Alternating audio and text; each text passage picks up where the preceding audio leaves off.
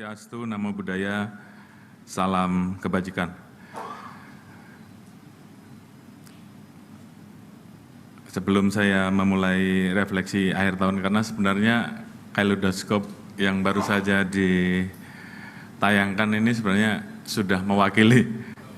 Namun demikian, sebagai bentuk pertanggungjawaban dan akuntabilitas institusi, kami harus melaporkan secara langsung kepada Bapak-bapak dan Ibu-ibu sekalian, sekaligus juga kepada publik terkait dengan apa saja yang sudah kami lakukan dan hal-hal yang harus terus kami lakukan perbaikan dan evaluasi. Sebelumnya mohon izin kami menyapa sahabat-sahabat dan saudara-saudara yang saat ini hadir mensupport kegiatan kami. Yang pertama,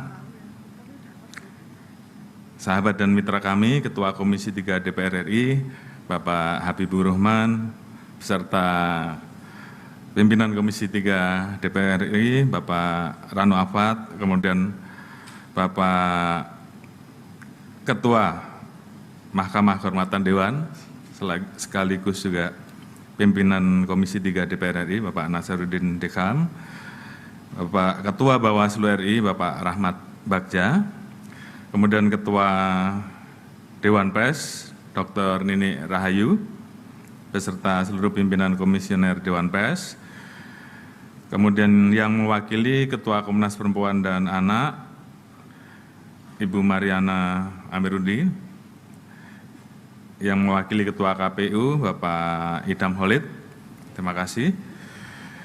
Yang mewakili Ketua Harian Kompolnas, Ibu Ida Utari dan Bapak Muhammad Khairul Hanam.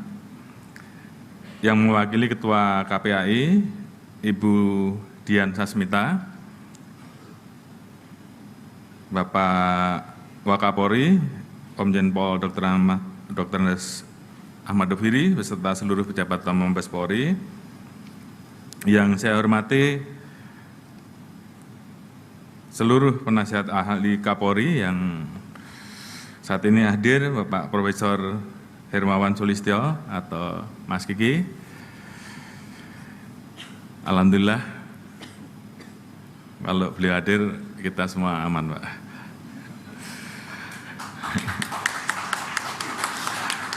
Ibu Rustika Herlambang yang selalu memberikan support dan masukan kami di bidang media sosial, Mas Andi Gani Nenawia terkait dengan masalah ketenagakerjaan, yang mewakili Ketua KPA RI, Irjen Pol Didi Agung Wijanarko, yang mewakili Bapak Panglima, Kapus Pen TNI, Majen TNI Haryanto, Ketua Ikatan Jurnalis Televisi Indonesia, Bapak Heri Kurniawan. Yang saya hormati para pimpinan redaksi media dan lembaga survei yang hadir pada hari ini, terima kasih atas kedatangannya. Yang saya hormati para pakar dan akademi hukum yang hadir, kemudian tentunya rekan-rekan, adik-adik, serta sahabat-sahabat dari Ketua Organisasi Kemasyarakatan dan Pemuda atau OKP, serta Badan Eksekutif Mahasiswa yang hadir, serta seluruh para hadirin dan tamu undangan yang mengikuti acara rilis akhir tahun Polri tahun 2024 yang berbahagia. Mohon izin kami bacakan supaya bisa lebih cepat, karena kalau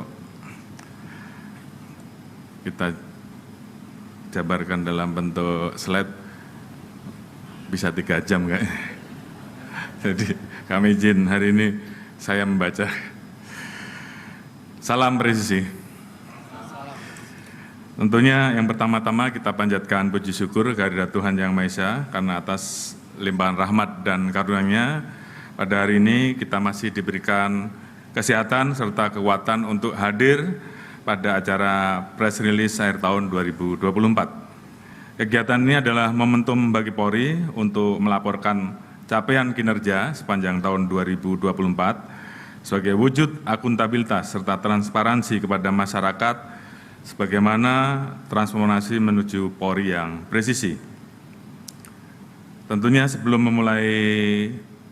melanjutkan pemaparan ini lebih lanjut, kami mohon izin mengajak rekan-rekan untuk menundukkan kepala sejenak, mendoakan 987 pegawai negeri pada Polri yang telah mendahului kita semua, baik yang gugur dalam tugas maupun meninggal karena sakit.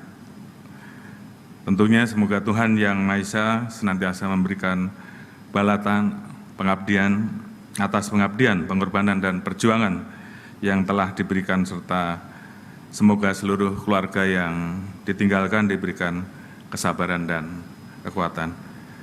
Kita menundukkan kepala sejenak, berdoa mulai.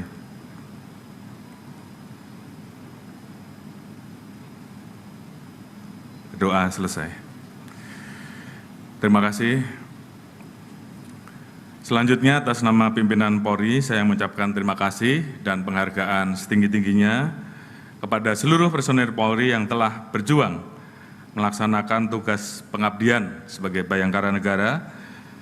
Semoga tugas pengabdian yang rekan-rekan lakukan dapat bermanfaat bagi kemajuan masyarakat, bangsa, dan negara, sehingga mampu mendukung terwujudnya visi bersama Indonesia Maju menuju Indonesia Emas 2045 yang kita cita-citakan bersama. Tentunya kami juga mengucapkan terima kasih dan penghargaan setinggi-tingginya kepada seluruh masyarakat Indonesia, TNI, kementerian lembaga, pemerintah pusat dan daerah, para tokoh, para aktivis, LSM, Ormas, rekan-rekan buruh, rekan-rekan mahasiswa, dan segenap elemen bangsa lainnya, dan juga tentunya teman-teman organisasi kepemudaan dan mahasiswa yang telah bekerja sama dalam memberikan dukungan penuh sehingga Polri dapat senantiasa menjawab berbagai harapan masyarakat dengan presisi.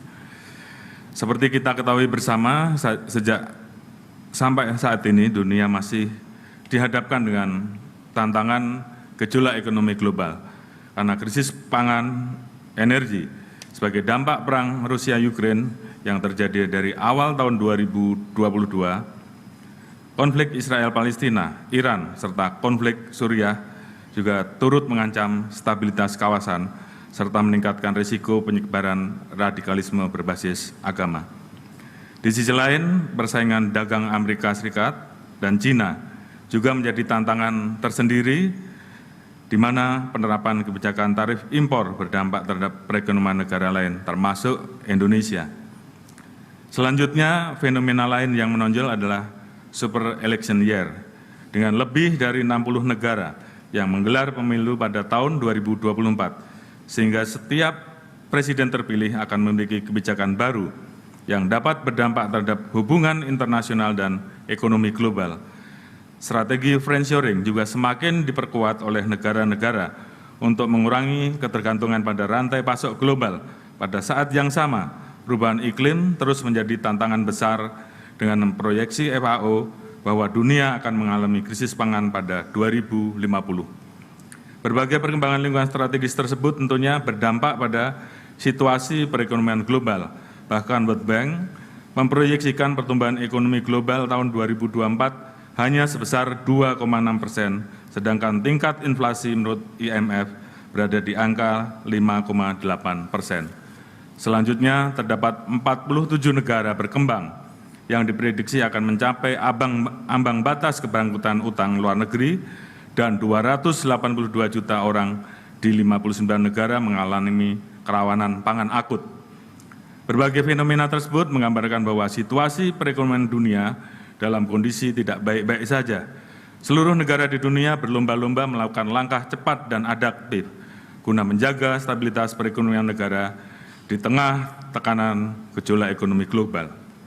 Namun, kita patut bersyukur meskipun berada di tengah tekanan gejolak ekonomi global, perekonomian nasional masih berada pada posisi yang stabil. Pertumbuhan ekonomi pada kuartal ketiga 2024 sebesar 4,95% atau peringkat ketiga tertinggi di antara negara G20. Tingkat inflasi bulan November 2024 sebesar 1,55% dan cadangan devisa sebesar 150,2 miliar US dollar. Atas capaian tersebut, World Competitiveness Ranking 2024 yang dirilis oleh International Institute for Management Development menempatkan Indonesia pada peringkat ke-27 dunia, naik 7 peringkat dibandingkan tahun sebelumnya. Posisi ini bahkan melampaui beberapa negara maju seperti Inggris, Prancis, dan Jepang. Ini sebagai bukti bahwa tingkat daya saing Indonesia terus berkembang. Selain itu, berdasarkan laporan Lowly Institute Asia Power Index 2024, dalam penilaian diplomatic influence, Indonesia tercatat menempati peringkat pertama di ASEAN dan peringkat ke-6 di dunia. Sedangkan dalam penilaian comprehensive power, Indonesia menempati peringkat kedua di ASEAN dan peringkat ke-9 di dunia. Hal tersebut menunjukkan bahwa Indonesia memiliki reputasi yang semakin diperhitungkan di tingkat global. Tentunya berbagai capaian tersebut tidak terlepas dari pelaksanaan tugas Polri yang didukung oleh seluruh komponen bangsa, baik dalam memelihara stabilitas Kamtibmas sebagai syarat utama, menegakkan hukum, serta memberikan perlindungan, pengayoman, dan pelayanan kepada masyarakat, sehingga dapat kami laporkan bahwa secara umum, stabilitas Kamtibmas Indonesia tahun 2024 dalam situasi yang kondusif. Kemudian berdasarkan hasil survei kinerja penegakan hukum yang dirilis oleh World Justice Project, Indonesia menempati peringkat 42 dari 142 negara dengan skor 0,86 terkait dengan efektivitas pengendalian kejahatan dibandingkan tahun 2023. Terdapat beberapa perkara menonjol TPPO dengan beragam modus yang berhasil kami ungkap, yaitu TPPO jaringan Jerman dengan 5 tersangka dan 110 korban, serta TPPO jaringan Australia dengan 2 tersangka dan 50 korban. Melalui upaya dalam pemberantasan TPPO didukung oleh stakeholder terkait, kami berharap tidak ada lagi celah-celah jalur ilegal yang dapat menjadi ruang terjadinya kejahatan penyelundupan orang. Terlebih kita ketahui bersama bahwa celah-celah tersebut juga dapat dijadikan sebagai jalur penyelundupan berbagai jenis barang ilegal seperti narkoba yang dapat merusak generasi bangsa. Hal ini sangat penting karena kita tentunya sepakat bahwa narkoba adalah musuh bersama yang harus kita berantas. Kami berkomitmen untuk melakukan penegakan hukum terhadap para pelaku kejahatan narkoba. Sepanjang tahun 2024, Polri berhasil menyelesaikan 36.174 perkara atau 84,47% dari total 42.824 perkara yang telah dilakukan pengungkapan. Dari seluruh perkara tersebut kami menyita barang bukti jenis narkotika. Saudara, itu tadi Kapolri Jenderal Listio Sigit Prabowo yang menyampaikan rilis akhir tahun Polri 2024, di mana secara garis besar Kapolri menyebutkan bahwa stabilitas keamanan dan ketertiban nasional 2024 berlangsung kondusif. Informasi terkait dengan rilis akhir tahun Polri 2024 bisa Anda saksikan di program-program kami selanjutnya di Kompas TV. Demikian Breaking News Kompas TV, sampai jumpa.